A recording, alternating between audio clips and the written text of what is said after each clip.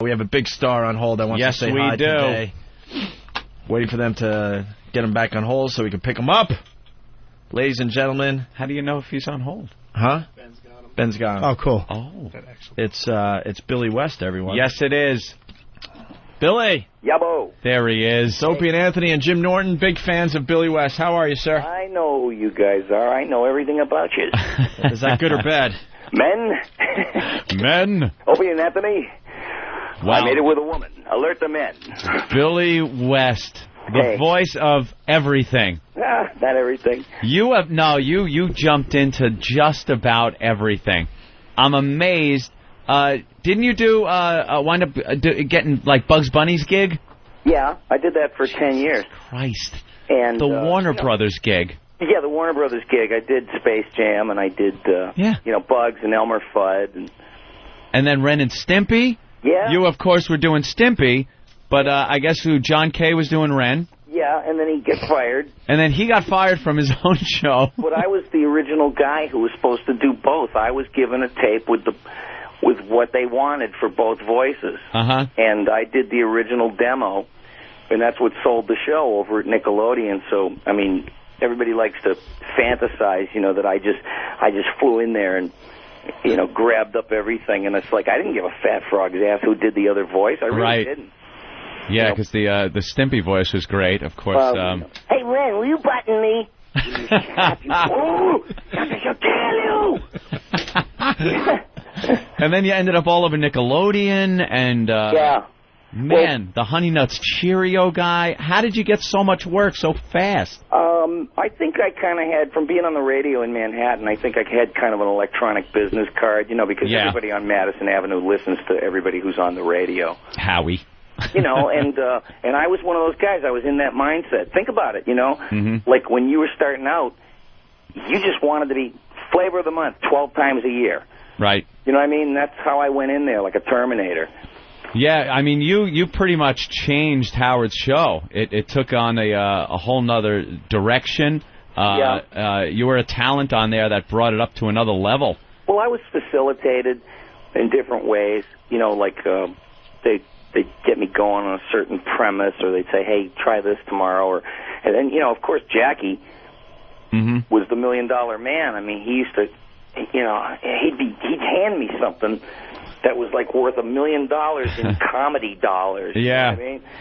It was that was like the golden age of Stern's show with Jackie and you there. Some of the stuff. It's like I haven't listened in an awful long time. I'm a big fan of like AM radio. Right. And I listen to the liberal talk shows that are starting to flourish in the face of all that other right-wing crap, Yeah. Yeah, both sides can be pretty entertaining, though, when they really go off.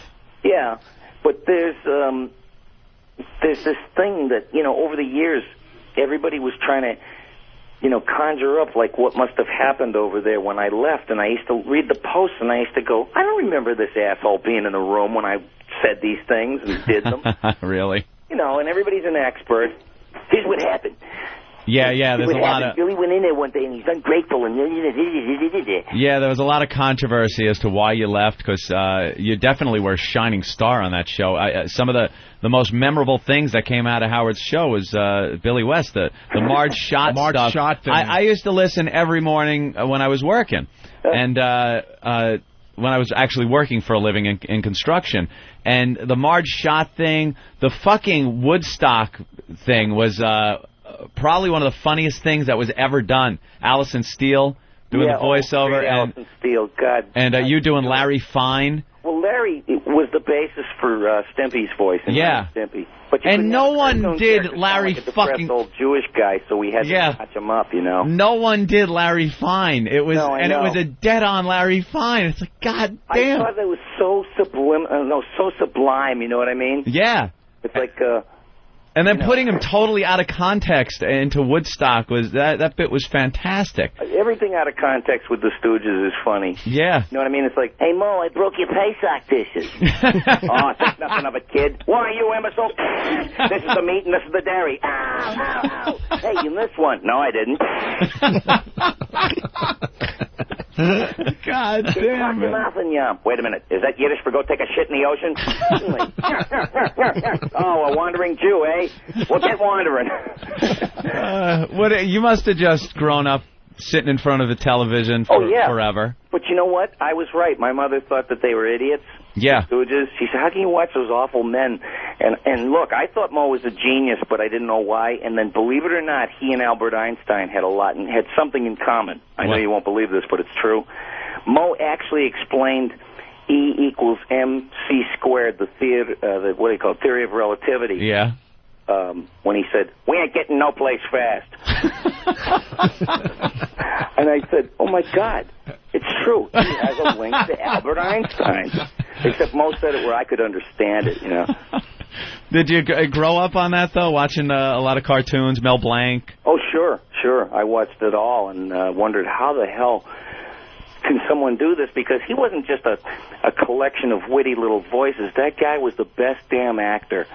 Yeah. You know, and I think Anthony does voices, right? Anthony does amazing voices. Just, watching, it's a lifetime of watching a lot of television and being a minor bird. Yeah, create your own characters, though, because Impressionists, here's my feeling on it. It's like, we all wanted to be like Rich Little or Frank Gorshin or the other guy there, David Fry.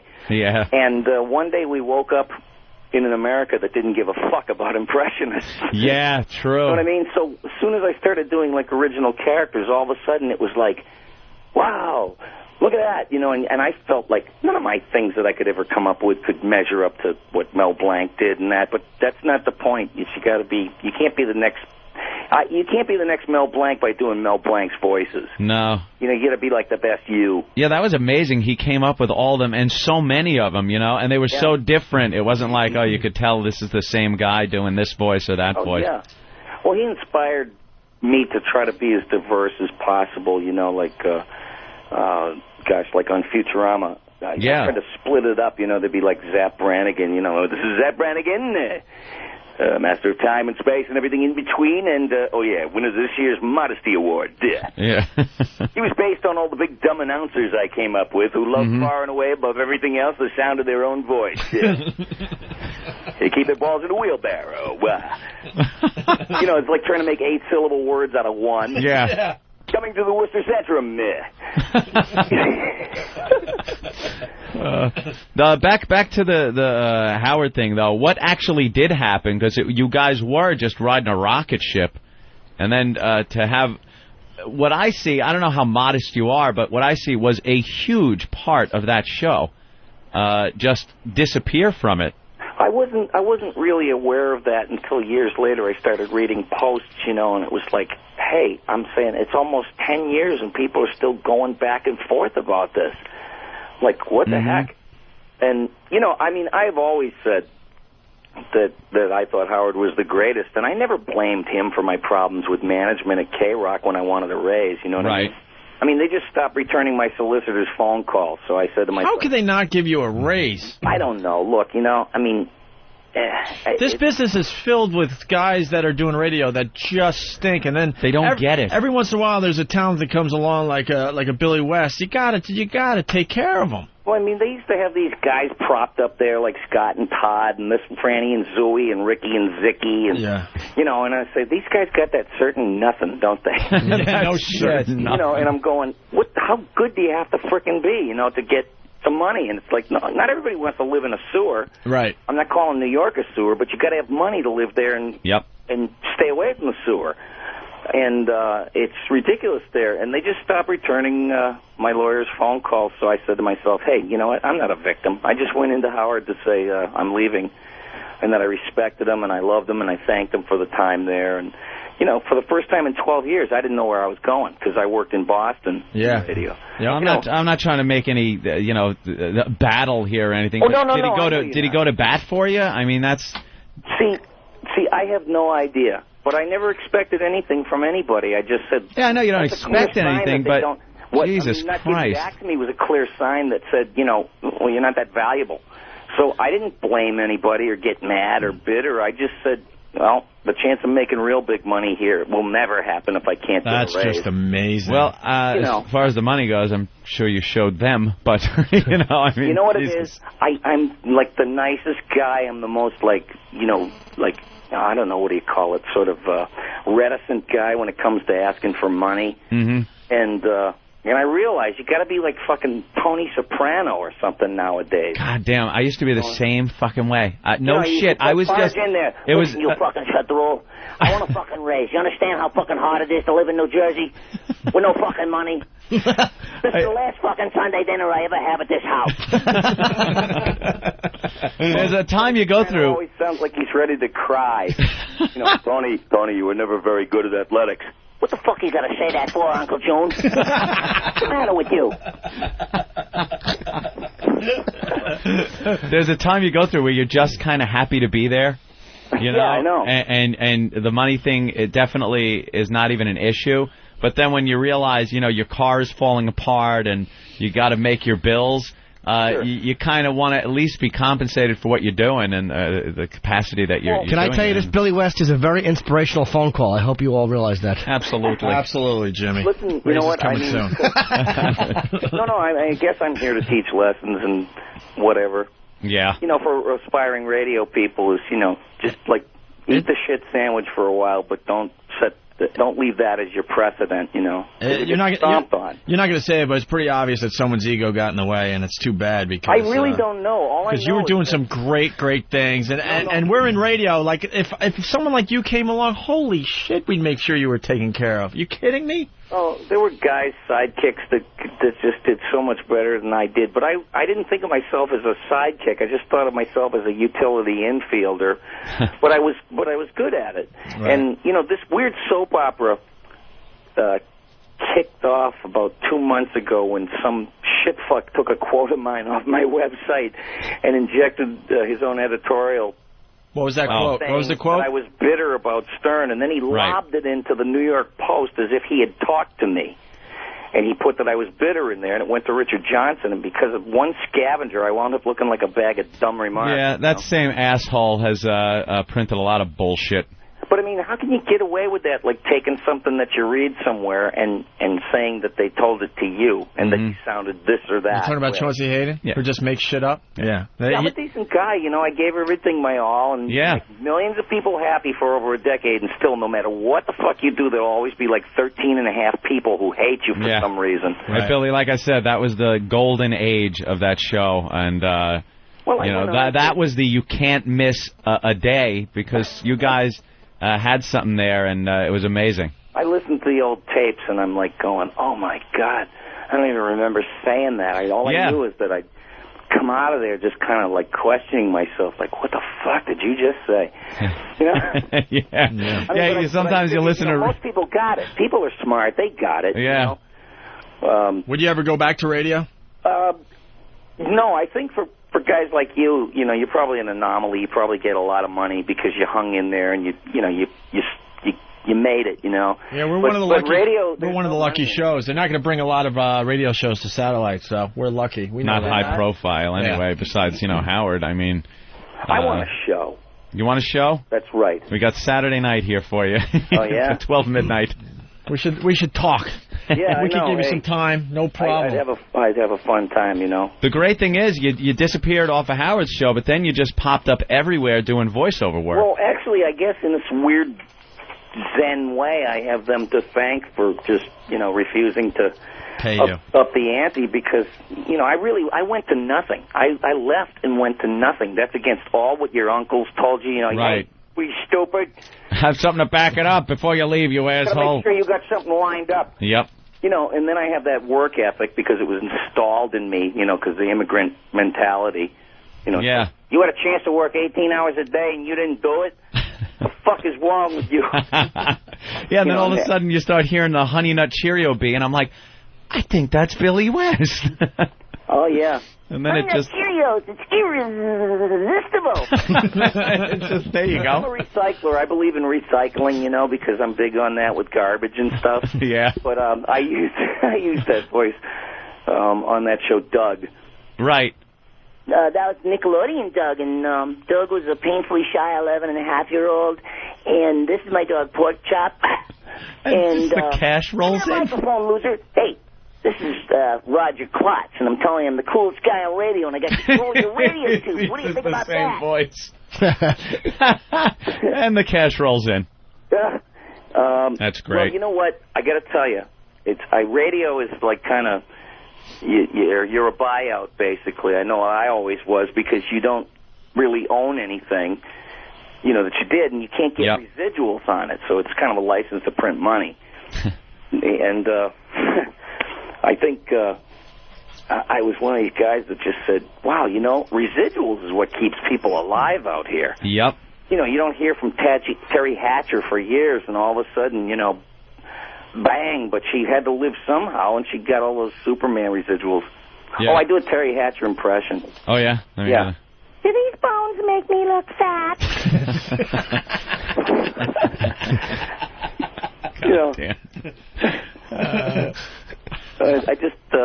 I don't know. I love the residual thing, and I explained it to my mom's boyfriend. He's an ex-firefighter, retired firefighter in Boston.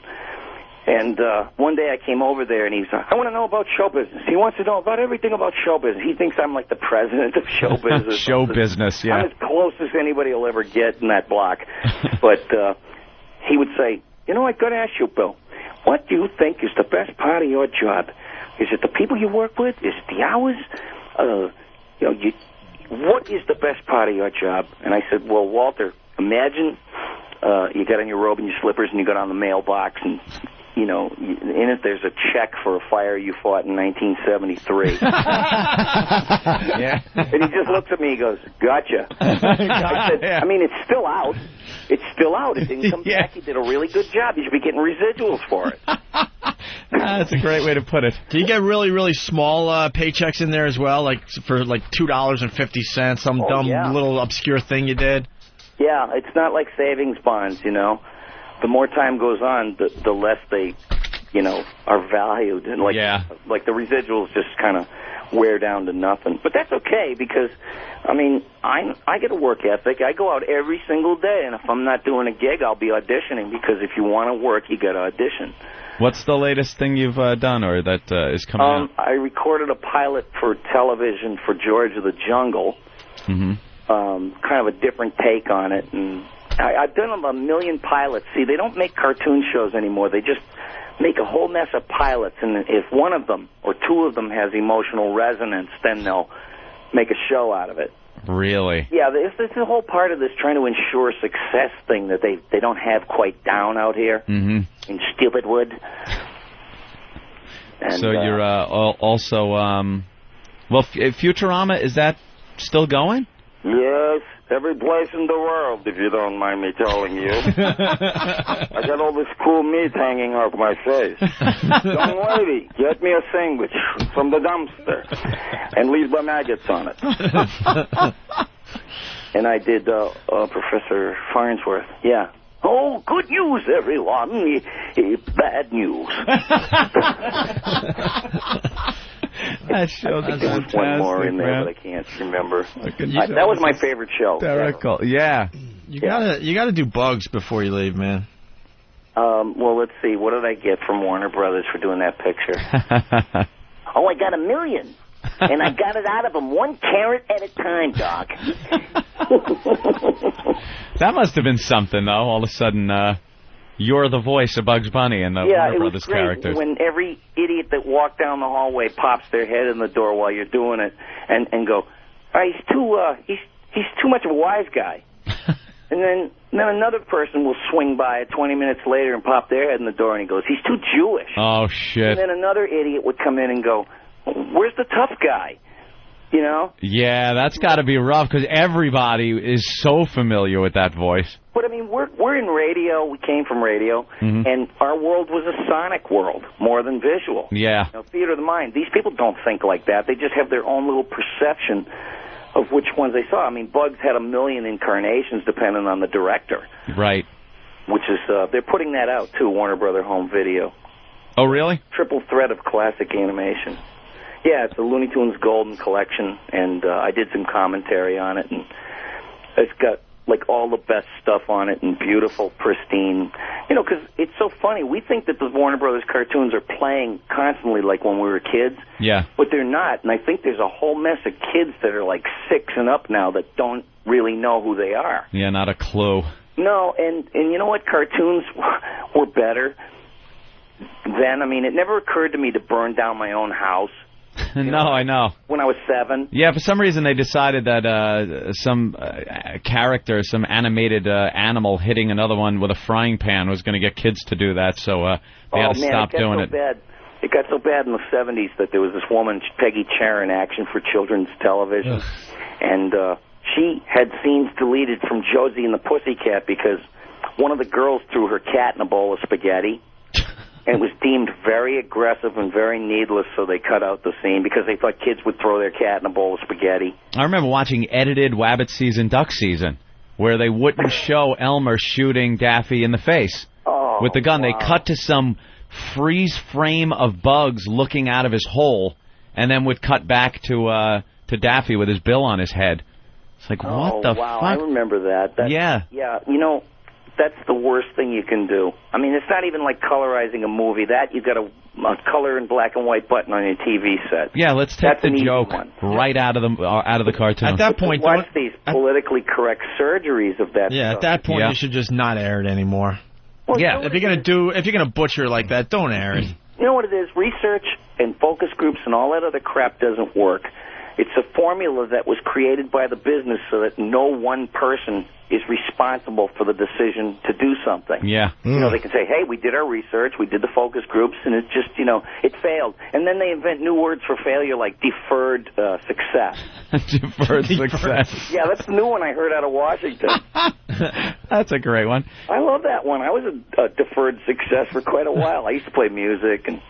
Yeah, kind of a bum, really. So many years went by where cartoons and animation just sucked, and then and were just made for the smallest of children. You know, no more adults really watching it like we did growing up. I still watched Bugs Bunny and through my 20s and 30s and everything. Did. And but then I doubt if you ever did anything like what was going on in those things. You realize that there are real live people that are responsible for this silly stuff that's going on, and you're more fascinated by that than the idea of how to find a new way to torture somebody. Yeah, it had nothing to do with that. It was just entertaining. It was funny. You know when kids started doing stuff, after we cut the good stuff out of cartoons and we banished, characters that had cigars and all of that crap, it started going into Sesame Street, which I kind of loved.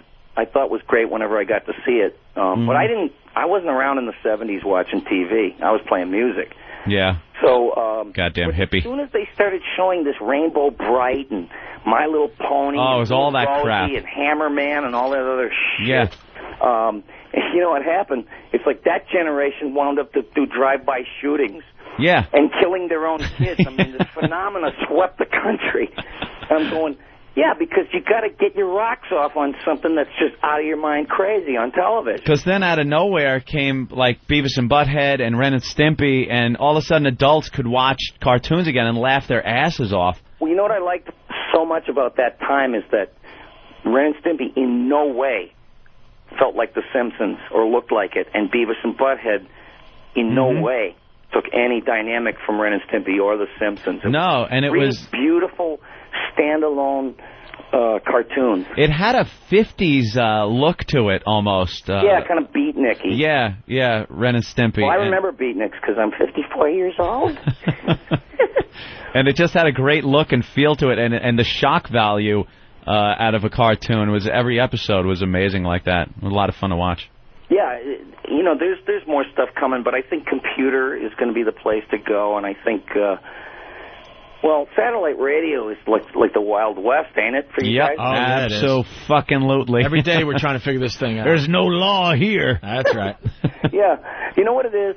You guys, I know you bounced around and you did the drill and everything, but there's, I talk to a lot of these young disc jockeys, that are like, their voices crack when they're talking. Yeah. This is Booger with you. And I talked to these guys and said, we did everything because of you. And I'm going, wow, you know, this is weird. Like, Private Parts was a training film for these guys. Yeah. You know what I mean?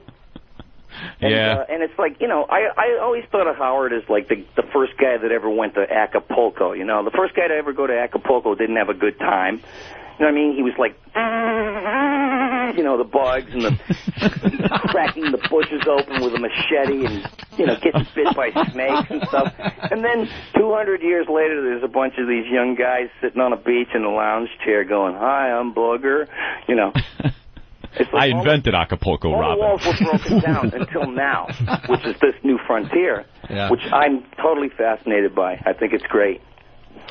Yeah, it's a blast. Here's a question, because I can't do any impressions at all. Of all the like ones you do, like what's the one that's like the one that you're like, fucking, I'm glad I can do that one, like the most obscure or like hardest one?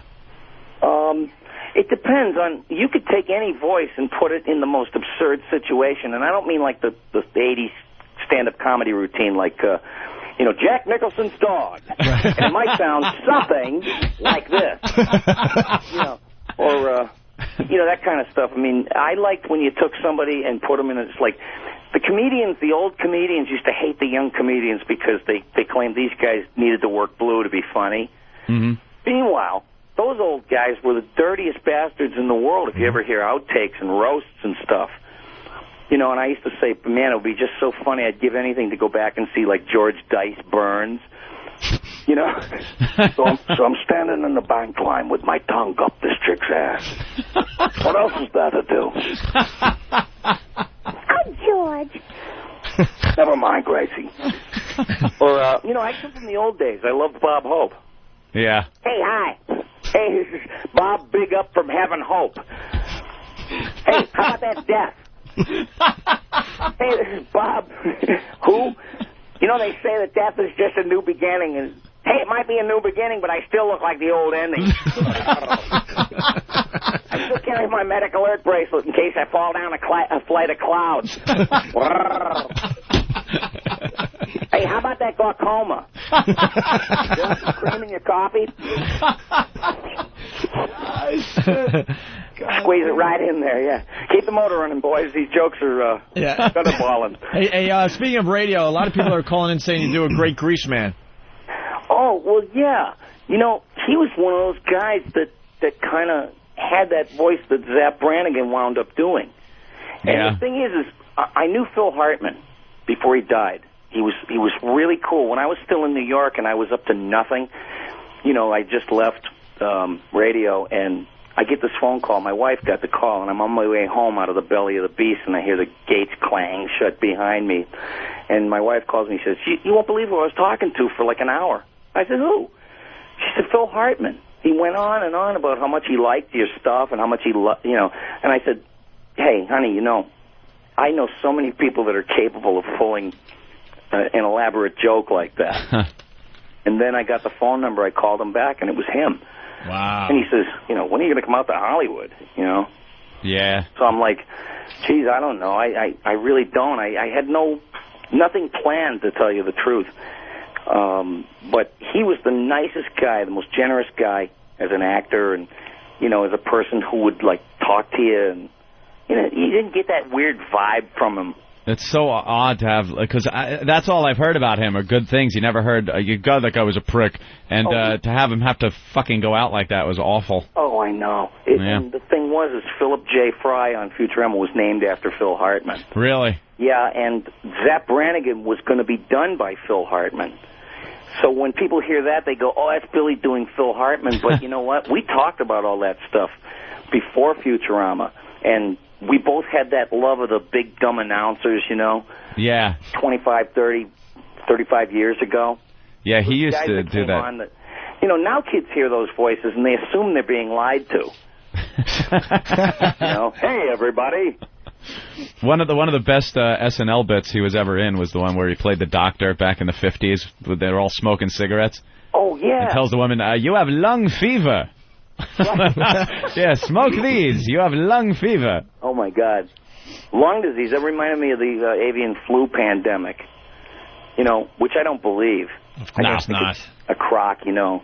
Like 60-something people come along and turn your lungs into chip dip. I doubt it. I doubt it, you know. Yeah, 60-some-odd people have died worldwide, and we're supposed to start panicking now. Yeah, really, it hasn't killed anybody in Europe. Yeah. And, the terror helicopters are flying around all night here in L.A. And terror! There's a lot of terror. There's just nothing but terror. And I believe in an America where a man can come home after a hard day's work and be able to put food on his family. And Rumsfeld's just as much of a dummy. He's like, things are more like they are now than they've ever been before. What? God damn. And Karl Rove, you can't see, but I've got both hands in front of my face, and I'm mimicking a blowjob, Karl Rove. Billy, man, thanks for checking in. Oh, and, hey, my pleasure. I got a website. I don't know if you guys ever went on it, but... Plug away, my friend. It's BillyWest.com. It's real easy. Oh, you were able to get that one? Did you have to steal it? Did you have to wrangle it from somebody? Somebody tried to buy it, and they were offering something, and they were a carpet company. What? I don't get that. What is this, a new claim jumping? That's exactly what it is. It's like, my claim. Someone comes up with a mule and a pickaxe and sits on your fucking name. Yeah, one day I was promised 40 acres and a mule, and I ain't getting nothing. So I'm going over to 7-Eleven, and I'm going to get me a pussy book, and then I'm going to get me a Slurpee. Hey, Billy. And pussy book is hot and Slurpee is cold. Together they form weather. Hey, Billy, you still do Marge Shot or what? Yeah, but that thing polarizes people, It's it certainly does. That's a good way to put it, polarizes. Even people who think it's funny in a certain situation try to act like, oh, my God, did you hear that? And everybody pretty much got it, This is a grotesque send-up of a totally racist woman. Right. I'm not racist. I'm really not. And who didn't get that, though, We're doing this grotesque send-up of this woman, who would barge into the show and go, 80% of U.S. crime is committed by colored. all right, Mrs. Shot, sit down. I'm sorry, I meant niggers. And then some white guy would call in and go, I think what you're doing is just really terrible, and you're cutting away at the beautiful mosaic, which is New York. And it's people like you. Your parents must be really proud of you. And I'd be like, shit it. And then a black guy would call it and go, I know that's Billy West. Yeah. I know that's Billy West. Laughing his bajongas off. Yeah, some people just didn't understand. It's always like a white guy. A sensitive white guy that thinks he's going to represent, the African-American community. Yeah. I love that. And they're laughing their asses off. They can't say anything on their own. Yeah, some people don't understand that it's, a joke of, you're doing an impersonation, over-the-top impersonation of this woman who is known for saying some pretty awful things. She did say really rank things. I was blown away by the stuff that she said. I don't know what it is about radio. When you're on TV or you're an actor in a movie, you could play the most heinous character and it's fine. They never say wow, you're some racist when you were playing that part, But then on the radio, if you do some kind of character, people call up and it's like you're standing on a soapbox outside in the street blurting this shit out. Oh, yeah. They attack soap opera characters because people are fanatics. They really believe that this guy on the show is double indemnity murderer or something, and they go up to them in the stores and go, how could you? It's weird. Yeah. Man. Yeah, but it's all to be fun, we're not like the government, we're not promoting a culture of death and destruction and torture. We represent love and laughter and joy of some type. Mm-hmm.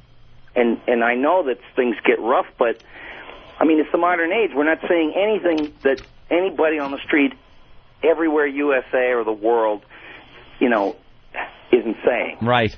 Never. Yeah. It's hard to reinvent language as much as they try, though, with that deferred success shit. Billy, I would have given you more money, but I'm out in the Hamptons. You're what? Tell him, Robin. Oh, yeah. No, you know what? I wanted to pay you more, but I got to buy a house out in the Hamptons. I don't know. He didn't, I had no idea, where he was on all that stuff. But it's out here, it's really bad. It's so snobby. When I first got here, I go to my first Hollywood party, and I figure, I'm going to make sure I have some $100 bills on me. Yeah. So when I go to buy a Red Bull, pull that out. It's like, oh, hey, look at this guy. And I hand the guy 100, and he goes, ooh, do you have anything bigger? So you got to have money somehow. Absolutely. All right, Billy. BillyWest.com. Billy, hey, I really appreciate it, you guys. Great, man. I've followed your career, and I'm glad I got to talk to you. If you're in New York, pop in. Yes, I'd love to have you on here live. How about that? All right. Cool, man. All right. Take it easy. All right. That's all, folks. There he goes, Billy West. Thanks, Billy. Bye. That was great. That was very cool to have Billy West on the program today. Yes. He was being very diplomatic, by the way. Very obvious. Well, you got to keep... I noticed the L.A. people, they like keeping all their doors open. Yeah. All the windows of opportunity... always left open. They never bash anyone anymore. Right, Jim? Hey, I don't know what they do. Howard screwed him. It's very obvious. Because someone was becoming a little too big on his radio show. If it's about money, and you have someone like Billy West on your show, just killing, making your show unbelievably funny, and he asks management for money, and they don't give it to him, and you have the power to... you have Mel's ear, you have his home phone number... You call him up and go, this guy is making my show great. Pay him what he wants. You know what they do? They pay him. That's how it works. He doesn't go to bat for anyone. Jackie, same thing. Boy Gary, the executive producer of the show there, he still has to do bar gigs. Fucking bar gigs that guy is doing. He still has to do bar gigs. He still has to go out there and deal with pests putting wow stickers on his back during photo ops. That's right. Which is hysterical. He still has to deal with that shit because Howard won't pay him. You see what they do to him now at these bar gigs? All these fucking pests go out. They get around him for a photo op, and he's smiling. And right when the guy snaps the picture, they pull out wow signs and wow stickers and shit. Yeah. And snap. There you go, Howard. A guy that made your show really, really good over the years. You still don't pay him. Yeah. The guy that organizes everything. Jackie Martling, same thing. The guy was there from just about the start on the old NBC days. And the guy helped build that show into what it became. And what does he get? I'd like a little more money. It's management's problem, Jackie. Go to management. Yeah, you're the guy that could go to management and absolutely get Jackie the money he wanted. But where was Howard in that fucking negotiation? The only one he pays is the one that shouldn't get anything. And believe me, that isn't speculation. The only one he pays is Robin, who's the most useless part of the show. The whole? Yeah. Because she's never gonna, outshine Howie. Oh. She's just gonna sit there. Stop. And giggle from her dunking booth. You guys have always gone to bat for me with money. Seriously. Oh, we know that, Jimmy. But I mean, I have to make that whether public we should record. or not. I'm not saying it was a bright move. Believe me, that could have been better spent, dumbasses. But shit, it's on paper. A lot of people picked up on the fact that when Billy West was on the phone, I go, man, when a guy like you comes along, you gotta hire him immediately. Do you think they picked up when I said, Billy, this phone call is inspirational? Yes, of course. But you know what? You guys have taken great care of me. I never had financial complaints. You need to be cared for. Oh, you. Like a little lost lamb. I'm not.